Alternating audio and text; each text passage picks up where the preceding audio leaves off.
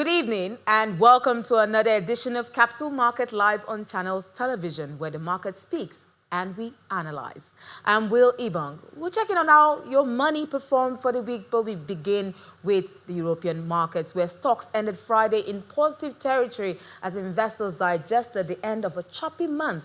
DAX closed higher at 23,836 points. That was up 0.29%. We see the FTSE also up 0.27%, and the CAC 40, that's in France, up 0.29%. That's about similar margin. Now, November has been a volatile month for equities, with fears of stretched AI valuations resurfacing, causing a roller coaster of relief rallies and sell-offs, adding to insights from the latest earnings season and uncertainty over monetary policy. However, global markets were buoyed this week by rising expectations of an interest rate cut by the U.S. Federal Reserve when it meets on December the 9th to 10th. Now let's look at Asian markets and see how they performed on Friday. It was mixed as the U.S. stock futures stayed flat over Thanksgiving Day, leaving the Nasdaq Composite on track to end a 7-month winning streak. Now, headline inflation in Japan's capital eased to 2.7% in October from 2.8% in the month before. Now, Japan's Nikkei 225, we see that rising 0.17% to 50,253 points. And Hong Kong's Hang Seng Index, that dropped 0.234%, finishing at 25,858. And we see mainland China index gaining 0.34% to end at 3,888 points. Now, let's check in on Wall Street, that's in the U.S., and see they came back on Friday from a Thanksgiving holiday shortened week. The Nasdaq Composite rose on Friday, scoring its 5th straight day of gains, even as it recorded a losing month. The tech-heavy index advanced 0.65%. We said the S&P 500 gaining 0.54% to settle at 6,849 points. The Dow Jones Industrial Average grew 0.61% to finish at 47,716 points. Now let's come back home to Nigeria and see how the unlisted equities market, the securities market, performed at the close of the week.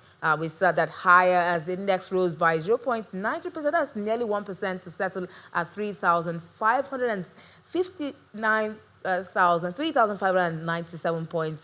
Market cap stood at 2.15 trillion naira. That's it. Very clear on the screen there. We see activity. Let's see what was there for the week. Positive, mostly positive. Volume jumped 84.28% to 5.43 million units. Value was also up 112.15% to 137.79 million naira. And total deals, we see that closed positive at 124 trades. That's up 55%. Now, checking out the price performance, the gainers, we see IPWA PLC up 67 kobo, closed at 67 kobo, up 21.82%. Industrial and General Insurance PLC up 12.5% to close at 45 kobo. MRS Oil Nigeria PLC also up 10%, 162 naira. 81 kobo. Now, losers, they were led by Central Securities Clearance System, that's CSCS, which fell 3.9% to close at 37 naira 50 kobo. On the activity chart, we see the most traded securities for the week were Central Securities Clearing System, Friesland, Campina, Wamco, Nigeria, Okitipupa, All Palm also featured on that list. Now let's go back to NGX, that's the Nigerian Exchange. It closed the week on a negative note, though we saw a mixed performance for the week, 3 positive gains out, and 2 negatives for the week. We saw all share index declined by 0.14%. to settle at 143,520 points. Market cap also declined, closing at 91.286 trillion naira. Now, in terms of activity, investors exchanged about 4.14 billion units of shares. Now, the green closed on the volume. Also, the market value closed in the green at 105.88 billion naira, while total deals declined to 102,351, closing in the red. Sectoral performance was mostly negative. We see the banking index, which was the lone gainer, adding a 0.67% for the week. Now, on the flip side, industrial goods was down. We see consumer goods also down 0.7%. Insurance down marginally 0.07%. Oil and gas also in the red 0.23%. Now, we hope that there's a rebound for the sectors in the coming week. Now, top gainers for the week, let's look at that. We see Ikeja Hotel up closing the week up 45%. We see NCL Nigeria up 32%, and USCN also up 12.71%. Losers, we have Maya Paints on that list, 18.89%, leading that pack, down 18.89%. Sunu Assurance Nigeria PLC is also down 14.78%, and UPDC PLC also down. But let's look at the top trades, the trades that move the market for the week in terms of volume and value. We see Cornerstone Insurance PLC, we see Access Holdings, and we also see Guarantee Trust Holdings on that list. But a lot has happened, very eventful week. But let's move on to see other things that happened in the week. And we have the Central Securities Clearing System on Friday officially implementing the T+2 settlement cycle in the Nigerian capital market. Now, a statement from the CSCS says that with the transition to the T+2 settlement cycle, all trades executed from Friday will now settle 2 business days after the trade date, and this will strengthen operational efficiency, enhancing market liquidity, and significantly reducing counterparty risk while ensuring quicker access to funds and securities. Now, let's look at other events that happened. Look at the PMI, Nigeria's economy. We see Nigeria's economic momentum improving further in November, as the latest Purchasing Managers Index, that's PMI data from the central bank, showed that it maintained an expansionary trend for the 12th consecutive month. According to the CBN, the PMI result we got from there, the composite index rose to 56.4 points this month, up from 55.4 points in October, and that signals stronger activity levels and renewed optimism across the private sector. According to the CBN, growth was supported by solid performances in the services, agriculture, and industrial segments. Now, still in a bid to tame inflation, let's looking further in the economy. The central bank has decided to hold rates. We saw the central bank holding monetary policy rates steady at 27% following its latest policy meeting in Abuja, the 303rd meeting, and the last one for the year. The move underscores the bank's determination to maintain a tight monetary policy stance amid high but reducing inflation. Business correspondent Ladi Williams reported this incident. It's interest rate setting season, and Nigeria's Monetary Policy Committee delivers its last decision for the year, holding the monetary policy rate and tweaking the standing facilities corridor. The committee decided by a majority vote to maintain the current monetary policy stance with an adjustment to the corridor as follows. 1. Retain the monetary policy rate, MPR, at 27%. The only parameter that was adjusted at the end of the meeting was the asymmetric corridor, which defines how much interbank rates can fluctuate above or below the monetary policy rate. The liquidity. Most analysts expected another cut in this meeting, but the CBN governor explained that the committee's choice to hold the rate reflects its assessment that current monetary conditions are beginning to yield positive results. Holding it is not bad at all. The point is that because the central bank is targeting an objective, but then there is already a disequilibrium. Because you have policy rate at 27%, right, and then you have market rate, the real market rate, at 18%. That is for treasury bills use. You have some other commercial rates that could track as high as 21, 22%. But then you have OMO rate or OMO yield at 25%.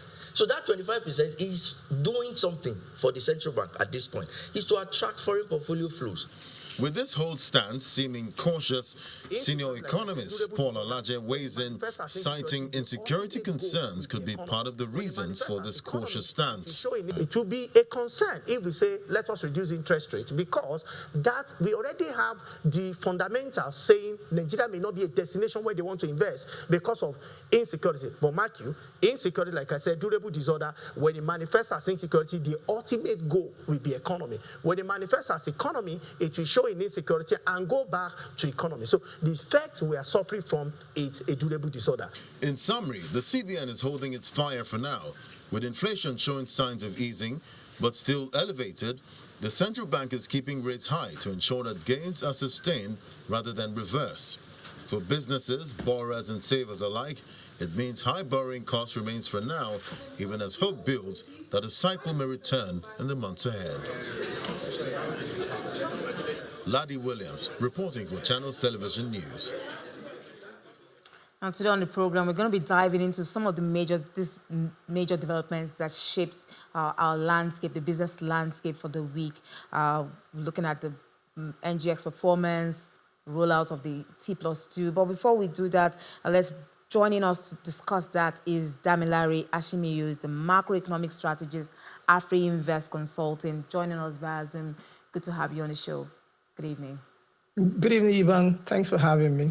Damilare, before we go into all that has happened, very eventful week. We saw the MPC meeting, PMI report coming out there. We saw T+2 taking off on Friday. But before we talk about that, let's look into yesterday, what just happened at this Chartered Institute of Bankers of Nigeria's 60th annual dinner, where the central bank governor talked about it rolled out key priorities for 2026, and we have amongst them, we talked about strengthening the banking system, which was top on the agenda. We also saw strict monetary policy discipline. That's the central bank governor is saying there is no return to financing, deficit financing of government debt now. So what do you think, what's your take on the CBN governor's speech last night? Once again, thank you for having me on this show. I must say that the CIBN annual conference has become a veritable platform where market watchers can perhaps get the direction of the current CBN governor, because that program or that platform has been one that he has used to really give us insights of his plan. I recall in 2023 when the current CBN governor, Cardozo, came on board in September. For the first 3-4 months, there was no MPC meeting, and a lot of, the market was a bit jittery because there was no guidance on what the policy of the new administration would be. You recall the former CBN governor, Emefiele, was sent packing in June. There was an interim leadership for 3 months, so Cardozo came in September, and until the CIBN event in 2023, he didn't give us a direction. But at that CIBN event, he highlighted that one of his major priorities would be the recapitalization of the banking industry, which is an exercise that is currently ongoing. And from what we know, based on available market information, we can say that a significant number of major banks have met their new capital base, for the tier 1 banks with international. We call them tier 1 bank in AfriInvest because we initiated that concept in 2014. So for the banks that are categorized as those with international license, their capital base was raised to 500 billion from less than 100 billion. For the next year was raised to 250 billion, and we have 100 billion for those in the regional space. But what is more important is that the Cardozo leadership at the CBN has continued to give market, a sort of idea of what his administration will be pursuing in the coming year. The idea of strengthening the banking sector is not new. I mean, the first phase of that objective is currently being pursued. Like I mentioned, we've had a number of banks that have raised fresh capital through different means. Some did right issue, some did private placement, and the combination of that has seen the capital buffer of the banks, growing up, which also means that in the coming year, the banks can help. Of course, that's the natural reason why we have the banking system. The banking system is the oil of an economy. They are the one that will match the excess economic agent with the deficit economic agent through receiving of deposits and creating assets from it, which is granting of loans. So that is a very good program from the CBN governor. We have seen a number of initiatives from the CBN that has actually impacted the economy very well. You want to talk about the introduction of the EFMS matching platform, which is a platform that has helped enhance the transparency of the FX markets and has also helped ensure that we have seen a convergence between the parallel market and the official rates. And unlike what we used to have before, where the spread between these two rates is more than 50, 100, and now it has fluctuated between 5 and 15. So definitely, I'm really impressed by some of the initiative of the Cardoso-led CBN, and I believe with the necessary support from the fiscal authority, we are having a central bank that is taking Nigeria to somewhere positive. Definitely, we will keep an eye on keeping track on what the CBN is doing, making moves in the economy that is taking Nigeria to a point where investors that have been watching definitely commending the country. We'll take a quick break. Just hold your thoughts. We'll take a quick break now. When capital market report returns, we'll be delving more into how your money performed for the week. Don't go away.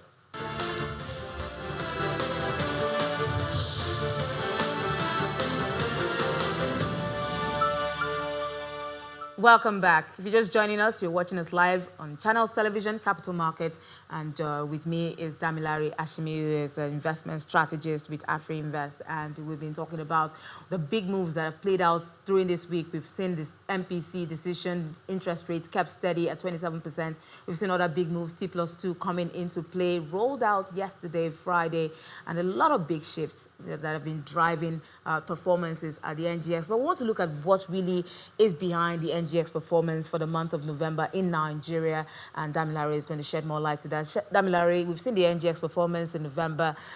We've talked about the strengthening, the CBN has talked about strengthening of the banking sector, but which sectors would you say contributed the most to the market's direction for this month? It's already down in negative territory. Yeah, thank you once again for having me on this show. So the performance of the market this month has largely been driven by sort of profit booking in industrial goods, oil and gas, and partly banking index. Those three sectors or those three indices have been largely hit by sell pressure. And of course, so there are several ways of assessing what the market performance in November has been.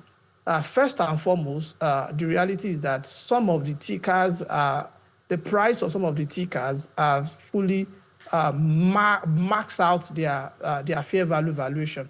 But more importantly, what triggered the major sell-off we are currently seeing is the market reaction to the announcement around the capital gain tax. The clarity, it became clear to the market rather late October when the federal government will be implementing the CGT and some other factors or some other items that the CGT will affect. And given the fact that we have a market where a lot of people have booked gain year to date. The market currently is doing almost 40%, about 39.4%. And with the capital gain tax policy that suggests that any investor, whether retail or corporate, that's investing more than 150 million and is making profit of more than 10 million, as from January next year, we have a tax of 30% to pay. Previously, that CGT is 10%. So a lot of investors are trying to just book their profit because we've seen a lot of significant move in the market. For instance, thus far now we have the Agric Index constituted by Okomo and Presco returning more than 150%. You have the consumer goods that is doing more than 90%. So people who have invested in these sectors that have seen their investment appreciated this much this year are feeling like, you know what, I need to exit the market before the new tax policy is being implemented. But It was very encouraging 2 days ago when the federal government came back and said they will be reviewing the magnitude of the capital gain tax to 25%, which I think is a laudable one. And perhaps if we can still see them push it down more to 20%, it will make Nigeria more competitive, because we have a number of competitive markets that also have that CGT, but it's not as high as 30%. So the more our own CGT is higher than other PM markets like Egypt, like Ghana, Kenya, and South Africa, the more investors are likely to rotate to those countries. So definitely the bulk of the driver, the shock on the market that has driven this dismal performance in November is market reaction to the effect of to the upcoming effect of the CGT. So major portfolio investors are just trying to book their profit ahead of the implementation. But with this government reduction on the CGT, we might see a sort of a mild rebound, because investors will then see that that little reduction has now made Nigeria CGT to align with like South Africa at 25%.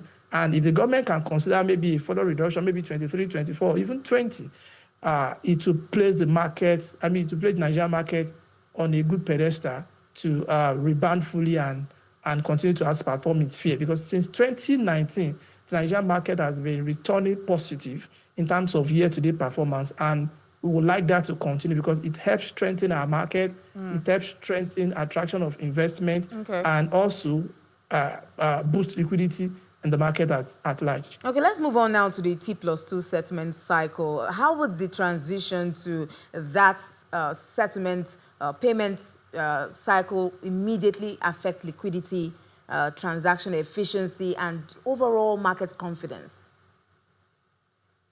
I think the regulators in the Nigerian market have been doing excellently well in recent years. You recall I mentioned earlier that the CBN introduced the EFEMS platform, which is electronic matching system for exchange rate, for trading of currency last November. And what has come out of that is positive. It has enhanced liquidity, has enhanced transparency. People don't need to go to the secondary market to, meet their FX need.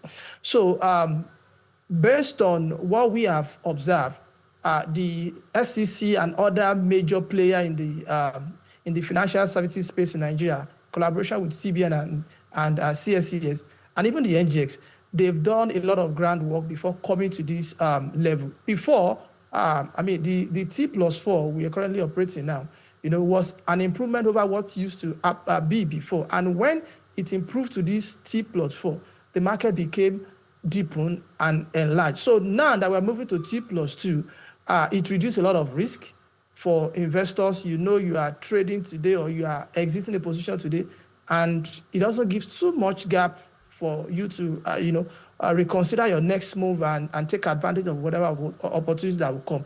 I think it's a move that is in the right direction.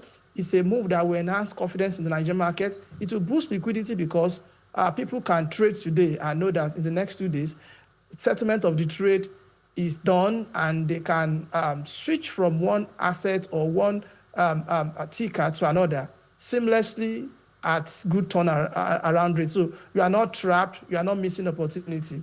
And all I can say is that the capital market regulator has done a yeoman's job. Now let's look at some other events, kind of like a fiasco between the Edo State Governor and Presco. We're looking at investor sentiment here. How confident are they with companies? But seeing things like this could kind of dampen investor sentiment. The Edo State government, we saw that in the news, the land revocation for Presco. Their oil palm. Presco is one of the largest oil palm producers in the country. The government has denied that revocation, but what do you think that has done to investors? What do you think that has done to investors who are in Presco, and how does this paint the operations of Presco to investors who are looking to come in? I think the most important thing in this fiasco, in this development, is the fact that the government has come out to clarify that that statement or that circular is incorrect. And so the government has authority, and government is speaking from the place of authority. I don't see a major negative reaction from investors. Assuming the government had not come out to dispel that development, it will have been chaotic. But again, we also must realize that whenever it comes to national interest, right, government will always want to take a decision that that satisfy the interest of the majority. You know, there are a lot of sides to that story. We've had a side that said, even before the government came out to dispel it, that there is a major national asset that has been discovered around where Presco is. And so if truly that's the case, which for now the government has dispelled, definitely what would be ideal is for government and Presco to have a roundtable discussion to plan on how to, you know, gradually perhaps relocate Presco's plant or that land area to another place with adequate compensation and everything, such that the shock on their productivity will not be much. Now, I'm talking in this manner with the mindset that assuming that initial circular was right. So what would have been done? Because given the magnitude of Presco, like I said, Presco is one of the outstanding stocks on the Nigerian exchange this year. It has done about 205% return from about 400 plus at the end of last year. The stock is trading close to 1,005. So definitely, and that is being fueled by the solid performance of the company. So the governor or the government knows the importance of a company like that employ a lot of indigenes that is exporting, and they will not do anything that will cause a major chaos on the company's future. Okay, definitely we'll keep an eye out to see our investors. Definitely, you said the government's reaction to that is helping Presco out, and investors are not shaking, in quotes. Thank you so much, Damilare Ashimiyu, macroeconomic strategist with AfriInvest Consulting. Many thanks for your time this evening. We do hope we'll have you again to probably talk more about this and the impact on other aspects of the market. Thank you so much for joining us this evening. Thank you for having me, Ibang. And that wraps it up for this edition of Capital Market. Remember, markets are always bullish or bearish. Knowledge is your best investment to keep flowing in it. Keep learning, keep growing, and keep growing your financial self. You can catch us again on our YouTube channel. I'm Will Ibang. Bye for now.